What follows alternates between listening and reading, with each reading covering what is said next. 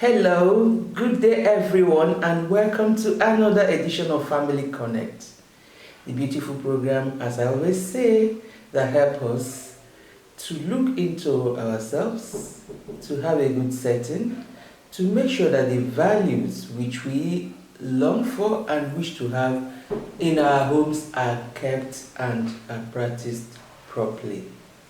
Welcome once again. I'll start by saying thank you to our subscribers, to those that have come to our channel, those that have viewed and those that have shared with others. Please continue sharing because you don't know whose life you're going to touch or you're going to be changing through them watching this program. Today I have something special. I call it special because I'm going to be focusing on the men today. That's why I said it's special. And there is further special thing going to come with it. But I will not let the cat out of the bag until I get to the end of the program. So the topic for today is what is the role of a man in our setting? So before I go into it, let me introduce myself.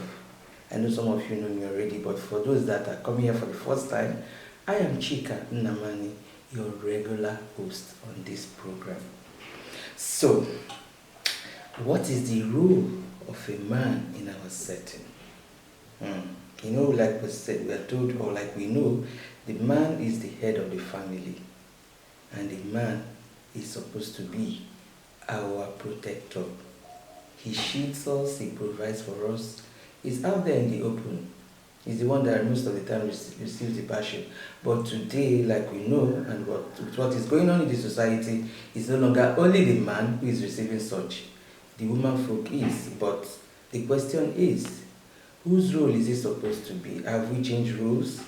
Are we changing rules? Are we really trying to make sure that the rules are what they should be? And we try to adhere to it so that we'll have better humanity, better human beings, and better homes, neighborhood, better everything, and proper upbringing. Because these things that are happening today stems from the fact that to some extent we have left our rules and we are playing other rules that is not ours. So I'll start by saying that a man is supposed to be the organizer. I call him organizer because he is more in the physical than the woman. The woman is more intuitive as far as I know, and we all know that. So the man is the one that sees the physical aspect of everything and understands a lot when it comes to organizing. So as much as we can, we women should understand that. Not that we don't organize ourselves, but there are things that the man will see and see from that physical point of view, which we may not see. So what do? We have to support them. And the way I'm asking the woman to support the man is the same way I will ask the man to support the woman. Because in supporting each other, your roles will be defined properly. And then working together, it dovetails into each other. So there will be no gap, there will be no loopholes, there will be better understanding. I'm not just talking for those that are married. I'm talking in general, even in our workspace, even in our neighborhood.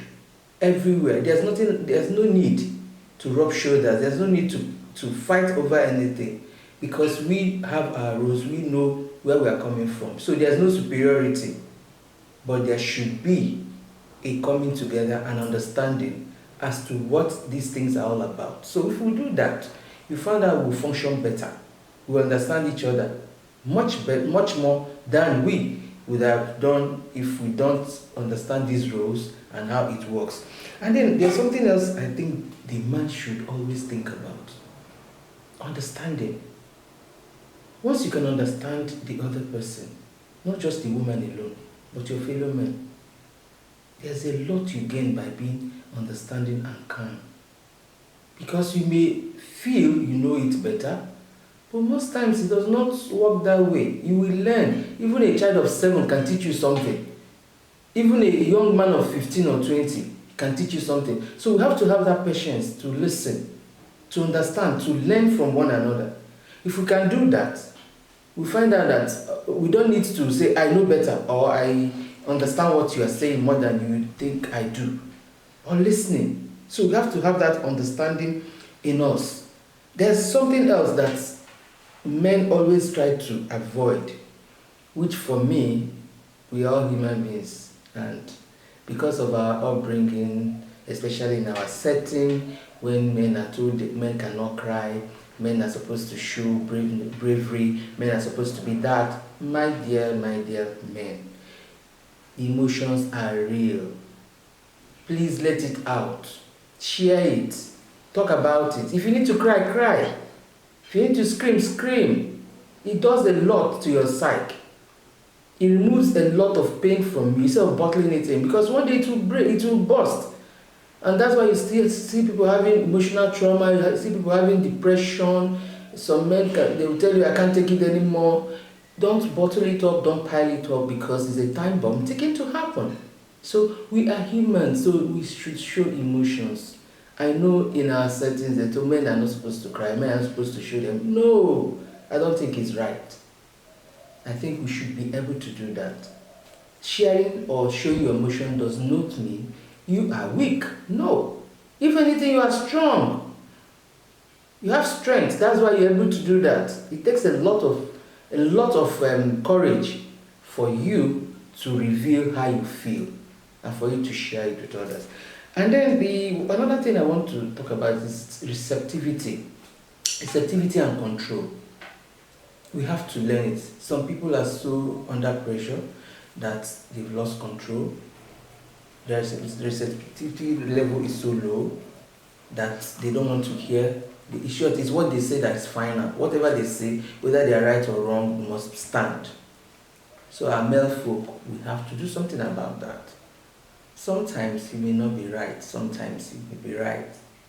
But always tell yourself, listen to a better, I would like to say arguments. I will call it argument to some extent, but to a better reasoning. Let me use the word better reasoning. It doesn't mean you are less objective, but it means that you are human and you are prepared and ready to be receptive. So you have to be receptive, and being receptive, you have to have self-control. Weigh everything that happens around you.